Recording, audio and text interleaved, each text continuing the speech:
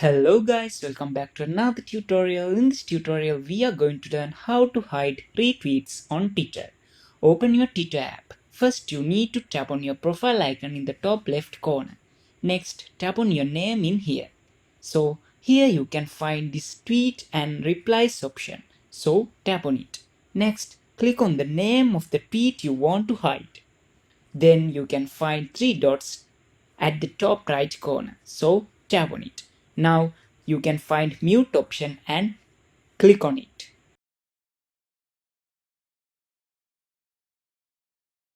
Next, pop up a message and you need to select this yes, I am sure option.